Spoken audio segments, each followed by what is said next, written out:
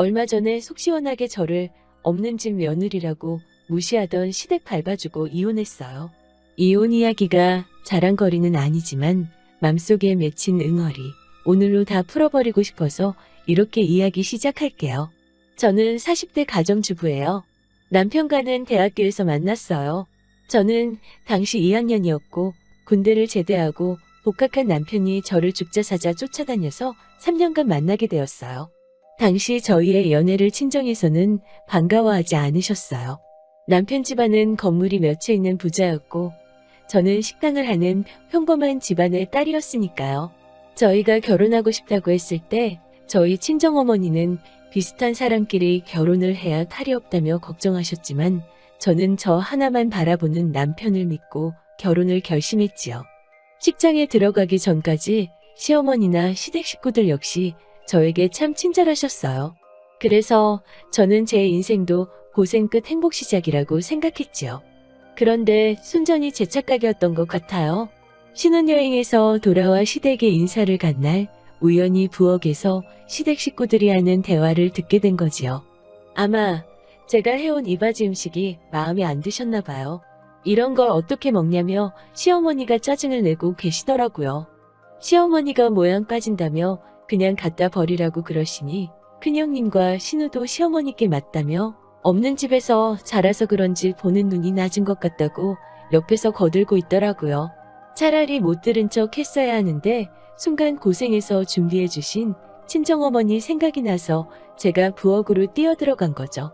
어머니가 던져놓으신 이바지 음식을 울며 주섬주섬 챙겼어요. 하지만 이건 단지 고생의 시작이었을 뿐이었어요. 결혼하자마자 분가에서 사시는 큰형님네와 달리 저희는 시부모님을 계속 모시고 살아야 했어요. 큰형님이 분가하신 이유는 큰형님은 피아노를 전공한 소위 예술가라서 정신적으로 예민하고 그래서 환경이 중요하다나요? 그에 비해 저는 평범한 대학을 나왔으니 당연히 시부모님을 공경하고 살아야 한다는 게 시댁 식구들이 말하는 저희가 같이 살아야 하는 이유였어요. 들으시는 여러분들도 말도 안 된다고 생각하시죠? 저도 그렇게 생각했어요. 그런데 저희 남편도 시댁 식구랑 똑같은 소리를 하더라고요. 하지만 그때만 해도 신혼이었고 저도 며느리로서 예쁨받고 인정받고 싶은 마음이 있었기 때문에 군소리하지 않고 알겠다고 했지요. 그렇게 3년을 시부모님과 함께 지냈어요. 사실 말이 함께 지낸 거지. 저는 식모나 다름 없었던 것 같아요. 그렇게 돈이 많으신 시부모님은 바깥 음식은 싫어하셨기 때문에 외식도 좋아하지 않으셨고 그래서 저는 삼시세끼를 다 직접 해내는 수밖에 없었지요. 게다가 남편이 하는 사업은 생각만큼 잘 되지 않아서 저희는 매달 시어머니께 생활비를 받았어야 했어요. 그렇다 보니 시어머니도 제가 이렇게 하루 종일 부엌대기처럼 사는 게 당연하다고 생각하시는 것 같더라고요. 없는 친정과 못난 남편을 가진 제가 죄인이었지요. 그 남편이 시어머니의 아들인데도 말이지요. 게다가 매번 저한테 애도 못 낳는다고 어찌나 구박을 하시는지 말이에요. 그런데 이렇게 몸이 고되고 정신적으로 힘든데 어떻게 아기를 가질 수가 있겠어요? 한밤중에도 수시로 물 떠와라, 뭐 해와라 호출하시는 시부모님 때문에 저는 남편과 관계도 쉽게 가질 수 없었어요. 산부인과도 몇 번 가봤지만 그때마다 의사 선생님이 하시는 말씀은 몸과 마음이 편안해야 아기도 가질 수 있다고 하시더라고요. 저만 답답한 노릇이었죠. 그러다 정말 열받는 일이 있었어요. 제가 도저히 이렇게는 살 수 없다고 남편한테 파업 아닌 파업 선언을 하자 남편이 시어머니와 단판을 짓겠다고 하더라고요. 남편이 시어머니께 우리도 분가를 시켜달라고 한 거지요. 분가를 하면 저도 스트레스를 덜 받고 그럼 임신도 할 수 있을 것 같다고 말이에요. 그러자 시어머니가 난리가 나셨더라고요. 시어머니가 당장에 저를 불러놓고 하시는 말씀이 너는 도대체 내가 너를 어떻게 한다고 내가 너를 죽기 살기로 괴롭히기라도 했냐? 라고 하시며 고함을 막 치시더라고요. 아이고 동네 사람들 내가 이 나이 먹고 며느리밥 몇 번 얻어먹었다고 며느리가 이렇게 시부모를 무시하고 시부모를 아주 망령난 노인네 취급을 하오. 라며 바닥에 주저앉아 생난리를 치시는 거예요. 그러면서 저에게 우리 아들이 너랑 결혼하기 전에는 가족밖에 모르던 앤데 부모 알기를 하늘처럼 알던 앤데 너를 만나서 저렇게 천지분간을 못하게 되었다면서 이래서 수준이 맞는 집하고 사돈을 맺어야 한다는 둥 배운 게 부족하니 저런다는 둥 저에게 막말을 하시더라고요. 저랑 남편은 같은 대학에서 만났어요. 다만 결혼하고 저는 살림하느라 대학원에 진학하지 못했고 제 뒷바라지에 힘입어 남편은 대학원까지 졸업할 수 있었던 건데 이게 어떻게 배움의 차이가 되고 수준의 차이가 될 수 있는지 이해가 안 되더라고요. 이런 상황 속에서도 남편은 이러지도 저러지도 못하고 꿀먹은 벙어리 마냥 저와 시어머니 가운데에서 무슨 전봇대 기둥 마냥 가만히 서 있더라고요. 답답한 인간, 이런 인간을 보고 내가 이 결혼을 했다니 라는 후회가 밀려오더라고요. 더는 참을 수가 없어서 방으로 들어와 짐을 싸기 시작했어요. 남편은 방에 돌아와서 짐 싸는 저를 보고서야 애걸복걸 매달리더라고요. 어머니 본심이 그런 게 아니라면서 그리고 노인네가 뭘 알겠냐면서 그냥 저더러 조금만 참으라고 어머니도 속으로는 미안하실 거라는 말 같지도 않은 헛소리를 하더라고요. 3년 동안 볼 꼴 안 볼 꼴 다 본 저예요. 더 이상 그런 말 같지도 않은 사탕 발림에 넘어가기도 싫더라고요. 그 와중에 남편이 고작 한다는 소리가 우리가 좀 더 버티면 자기가 어머니께 말해서 건물 하나 달라고 하겠다는 거예요. 아니, 분가 얘기 가지고도 이 사단이 나는데 건물은 무슨, 저는 일말의 기대도 없었어요. 무엇보다 이 집에 제가 더 있으면 임신은 고사하고 제명에 못 살겠더라고요. 그 길로 짐 싸서 친정으로 왔어요. 그동안은 친정 부모님이 걱정하실까봐 한 번도 시댁에서 당한 서름이나 굴욕 같은 거 말씀드린 적 없었는데 이번만큼은 이혼도 각오하고 온 친정이라 그동안 있었던 일 다 말씀드렸지요.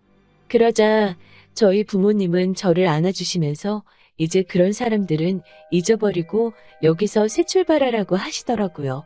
하지만 이혼은 당장 하지는 못했어요. 솔직히 그동안 고생한 게 얼만데 그 집 좋은 일만 시키고 이렇게 몸만 쫓겨나듯 이혼하고 싶지 않더라고요. 언젠가 훗날을 도모하겠다는 마음도 있었지요. 그렇게 돌아온 친정에서 부모님을 도와 식당 일에 매진했어요. 어쨌든 부모님께 용돈을 드려도 모자랄 나이에 돌아온 친정이니 짐이 되기 싫어서 죽기 살기로 일했지요. 그렇게 일하다 보니 그동안 받은 상처, 고통도 금방 잊혀지는 것 같고 도움이 되더라고요. 부모님은 추어탕집을 하고 계셨는데 두 분이서 돈 아끼신다고 일하는 사람도 못 쓰고 하시다 보니 가게 문도 일찍 닫아야 되고 많이 팔지도 못하고 여러 애로사항이 있었죠. 그런데 이제 제가 같이 하게 되니까 문도 오래 열고 그러다 보니 술손님도 받을 수 있었고 그러다 보니 매출도 늘더라고요. 그러던 어느 날 지역 신문사에서 저희 가게에 회식을 오게 된 거지요. 저는 평소처럼 맛있고 양 많은 추어탕을 팔았을 뿐인데 며칠 뒤 저희 가게에 대한 글이 실렸더라고요. 어찌나 칭찬일색을 해주셨던지 몸둘 바를 모르겠더라고요. 그러자 이번엔 지역 방송국 맛집 탐방 프로그램에서 취재를 나오더라고요. 그렇게 저희 가게는 생각지도 못하게 유명세를 타기 시작했어요. 그렇게 2년 정도가 지나자 가게는 제법 규모도 커지고 자리도 잡아서 이제 슬슬 프랜차이즈 제안도 들어오고 하더라고요. 본격적으로 프랜차이즈 사업을 해볼까 해서 신문에 광고를 냈는데 그걸 시댁 식구들이 봤나 봐요. 사실 2년 동안 제가 좋은 일만 있었던 건 아니지요. 남편에게는 이따금씩 전화가 왔어요. 처음에는 화냈다 울었다 하는 남편의 애걸복걸이 전부였지만 마지막 통화였던 지난주에는 남편이 정말 죽는 소리를 하더라고요. 그 이유인즉슨 예술가 큰형님과 잘나신 신우가 무슨 악기 사업에 투자하겠다며 시어머니한테 손을 벌려가지고 건물을 홀랑 다 해먹었다고 하더라고요. 그 악기 사업은 처음부터 실체가 없었던 건데 큰형님이 사기꾼한테 몸도 마음도 다 주고 결국 시어머니 재산의 건물까지 다 줘버렸다는 거예요. 당장의 거리로 나은 게 생겼다면서 남편이 앓는 소리 죽는 소리 온갖 소리를 다 해대더라고요. 저는 불쌍한 마음도 들었지만 제가 당했던 세월을 생각하면 아무것도 해주고 싶지 않더라고요. 저도 죽기 살기로 독한 마음 먹고 해서 여기까지 온 건데 또 그렇게 호구가 되고 싶지는 않았어요. 그리고 엊그제의 일이네요. 비록 식당이 안정세에 올랐고 재산도 꽤나 모았지만 저는 그래도 여전히 가게에 직접 나가 테이블 치우고 음식 만들고 나르고 가능한 모든 것을 제 힘으로 하고 있어요. 주인부터 열심히 해야 일하는 사람들도 열심히 자기 일처럼 해주리라는 제 경영 철학이 있기 때문이죠. 그런데 여기서 마주치리라고는 상상도 못했던 예술가 큰형님과 신우가 무슨 말 같지도 않은 과일 바구니를 사서 왔더라고요. 저를 보더니 살가운 척 친한 척을 하면서 아휴, 신문에서 본 것보다 더 근사하고 크고 멋있다 라고 입에 침도 안 바르고 마음에도 없는 소리를 늘어놓더라고요. 저는 손님들 눈도 있고 해서 일단 무슨 일로 오셨냐 물었더니 아니 그냥 어떻게 사나 걱정도 되고 가족인데 이렇게 왕래가 없어서야 되나 싶어서 그래도 우리가 윗사람이니까 한번 와봤지 라는 말을 하더군요. 시집에서 지내는 그 세월 동안 제가 부엌에서 기름 냄새, 양념 냄새 뒤집어 써가며 음식하면 짠에 어쩌네 타박하던 그 입으로 잘도 그런 소리를 하대요. 밤새서 명절 준비하다가 코피가 흐를 때도 제가 체력이 약해서 그렇다며 뒤에서 수근거리기 바쁘시던 분들이 이제 와서 갑자기 왜 저러는지 어이가 없더라고요. 그렇지만 저는 최대한 평정을 유지하면서 보시다시피 잘 지내고 있으니까 다 보셨으면 돌아가시라고 했죠.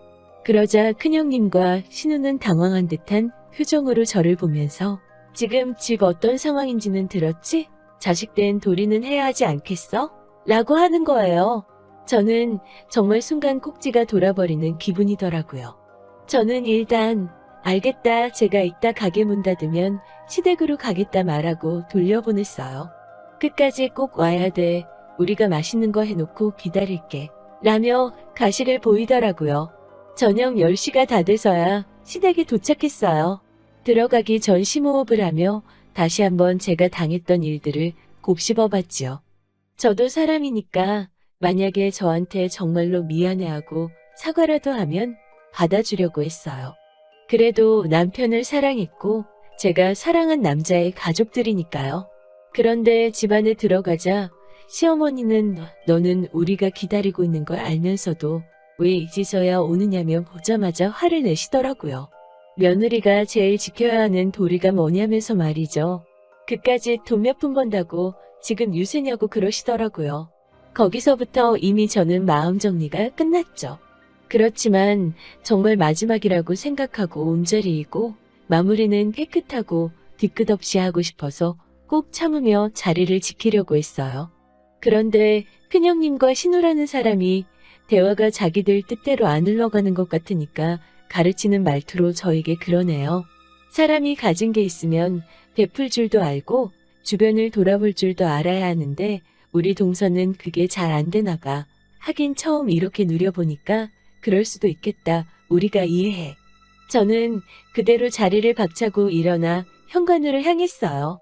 뒤통수에서 느껴지는 따갑고 어이없는 시선들을 향해 귀가 썩을 것 같아서 더는 못 씻겠다고 했죠. 그러자 남편놈이 따라오며 제 손목을 잡더라고요. 저는 화가 있는 대로 나서 제가 신고 왔던 구두로 남편을 후드려 갈겼죠. 그러자 시어머니하고 남편 큰형이 막 난리가 나더라고요. 이게 어디서 배워먹은 짓거리냐면서요. 그래서 남편 큰형도 후드려 갈겼습니다. 양손에 신발을 한 짝씩 들고 그냥 미친 듯이 보이는 것 없는 사람 마냥 두들겨댔어요. 너는 네 와이프 주둥아리랑 거식이나 잘 관리하라면서 말이죠. 그리고 신우한테도 너도 내 손에 걸리기만 하면 아주 가만 안 둔다? 아주 그냥 멍청한 게 자랑이냐? 고 한마디 해줬죠. 시어머니는 뒷목 잡고 쓰러지기 일보 직전이더라고요. 어찌나 그 광경이 재밌던지요. 남편한테는 나랑 지금 나가면 내가 너 하나는 예정을 생각해서 먹여 살려줄 수 있어. 그런데 네 가족들은 안 돼. 라고 말해주었습니다. 그러자 남편 이 자식이 또 예전처럼 전봇대 기둥 마냥 가만히 서가지고는 우물쭈물 거리더라고요. 그 꼬라지를 보니 저놈도 역시 안 되겠구나 싶었어요. 저는 미리 도장 찍어놨던 이혼 서류를 남편한테 던지면서 야, 됐어. 이걸 고민한다는 거 자체가 너는 구제불능인 거야. 내일 가서 병원 가서 진단서나 끊어놔. 내가 그 정도 개값은 물어줄 테니까 라고 하며 제 신발 2짝 챙겨서 나왔어요. 그렇게 나와서 양쪽 창문 내리고 신나게 밟으면서 운전을 하니까 아, 서울 공기가 이렇게 상쾌했었나 싶더라고요. 이제 정식으로 이혼하고 하면 또 뭐 진흙탕 싸움이 될 수도 있겠죠? 그래도 저 지금 너무 후련하고 속 시원해요. 시모 뒷목 잡고 쓰러지는 꼴을 봤어야 하는데 너무 일찍 끝낸 건가 싶어 조금 아쉽네요.